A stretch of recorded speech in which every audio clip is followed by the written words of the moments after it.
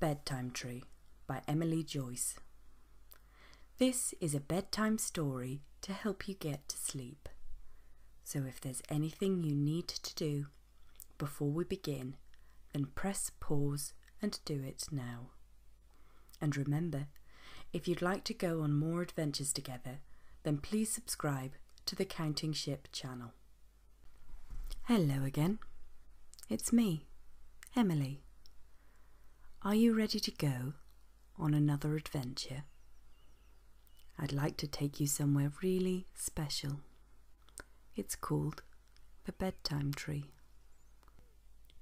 The Bedtime Tree is deep in Slumber Woods. The path through the forest begins right here. Keep your head as still as you can and gently close your eyes. Now, we might have closed our eyes, but we can still see pictures in our mind's eye. And right beneath our feet, look, it's the path to Slumber Woods. Now what can we see in this beautiful forest? The leaves high above us are swishing in the breeze. Can you see how it makes the light trip and play across the forest path? But what's that strange noise? Hum hum high and hum hum low, hum hum high and away we go, hum hum high and hum hum low. Let's walk a little further down the path and try to see where it's coming from. Why, it's a little woodland gnome walking amongst the flowers. He has ruddy red cheeks and a deep blue hat to match his deep blue shoes and his deep blue suit. And hanging over his arm is a long stretch of blue measuring tape. Hello there, and who are you? Oh, hello friends, it's nice to meet you. I'm the Bluebell Gnome of Slumber Wood. A Bluebell Gnome? We're very pleased to meet you. But what exactly does a Bluebell Gnome do? What does it do? Why, look after the bluebells, of course. Of course. And you need a measuring tape to see how tall they've grown? No, says the gnome. I need my measuring tape so I know when the bluebells will fit on our heads. Why should you put bluebells on top of your heads? Didn't you know that bluebells make the most wonderful sleeping caps? Says the gnome. He takes the tape and stretches it across the bell of the closest flower. Just about right for me, he says, and he takes a little pair of scissors from a pocket on his belt and snips the bluebell free. Can you see how snugly it fits as he puts it on his head? A little tight perhaps, but at least I know it'll stay on fast. These petals are softer than an angel's kiss. He gently pulls the petal down and over his eyes.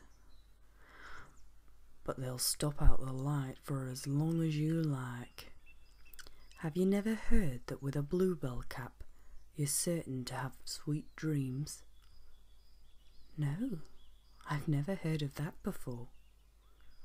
Well, I can't say I've ever grown up a bluebell which would fit either of you, but if I ever do, I'll make you the cosiest nightcap you've ever had, he says. Thank you, Bluebell Gnome, but we'd better leave you to finish your work. We're off to find the Bedtime Tree. "The bedtime tree," says the gnome. "Well, you'll not be wanting for a good night's sleep, that's for sure. I'll be heading there myself when I've finished my work. Good evening to you both."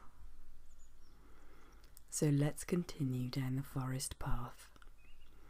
And who's that snoozing in a patch of sun?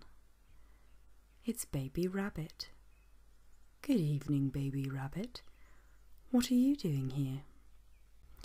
"I was making my way to the bedtime tree with all my brothers and sisters, but they must have gone already," he says.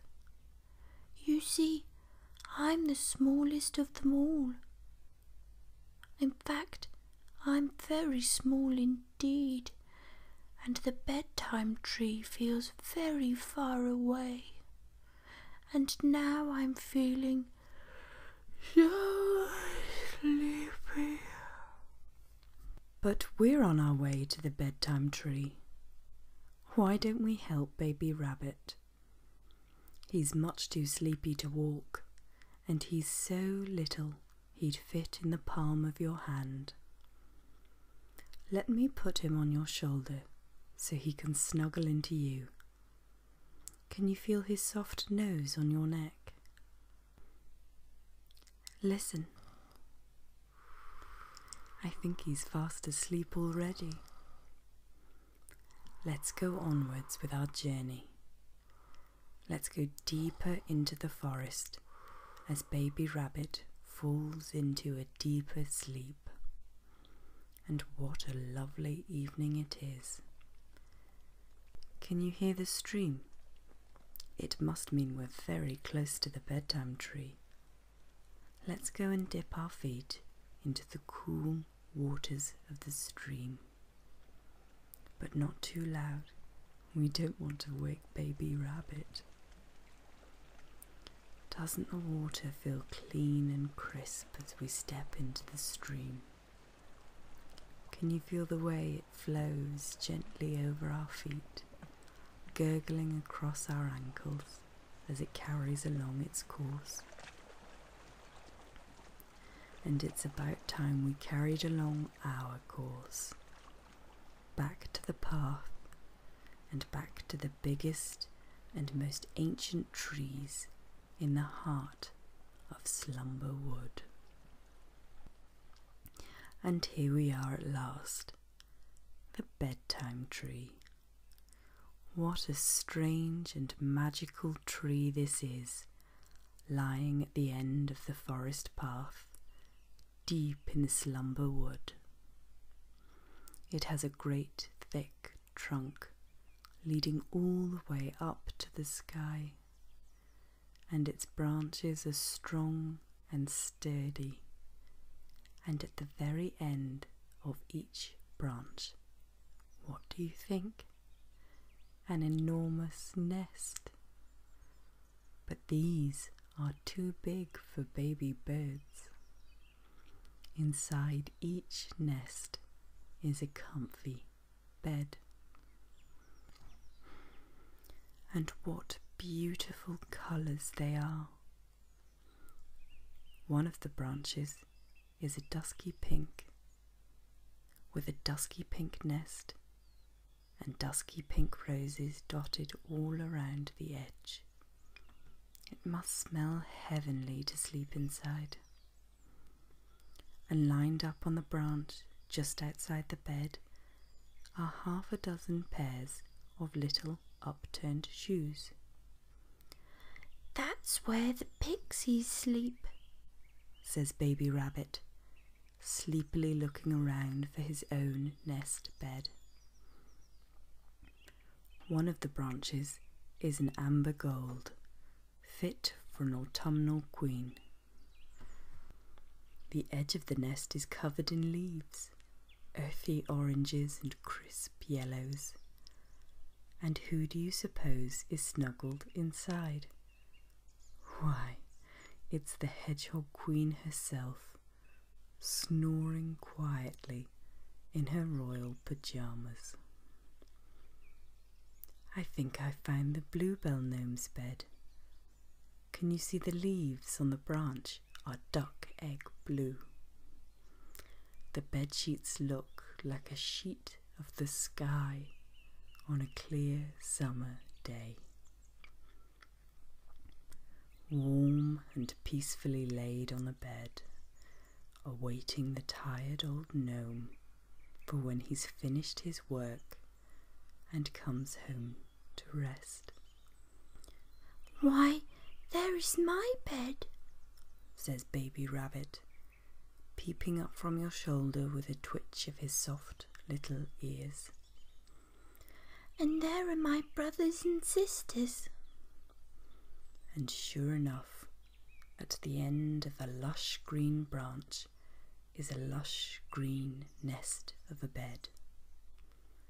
It's bordered with a grassy turf and lined inside with the downiest bracken. A soft little bed for our soft little friend. Let's place him gently inside.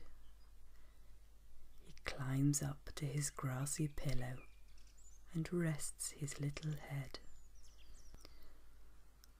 "Thank you," he yawns, snuggling up to his brothers and sisters. "And good night." Good night, Baby Rabbit. Sleep well. And as we climb higher and higher, we see all the different colours with all of the animals and friends of the forest, all asleep in their perfect, cosy beds. But there is one last bed, in one last nest, on one last branch. The branch is as white as a snowdrop, and the nest at the end looks as white and plump and fluffy as a cloud. And as you climb into the bed, it feels soft and cozy. Place your head on the silky white pillow and feel the cool sheets as you pull them over your legs and your tummy. It's lucky you found the bedtime tree just in time for bedtime. You'll be needing your sleep for the next adventure. Good night.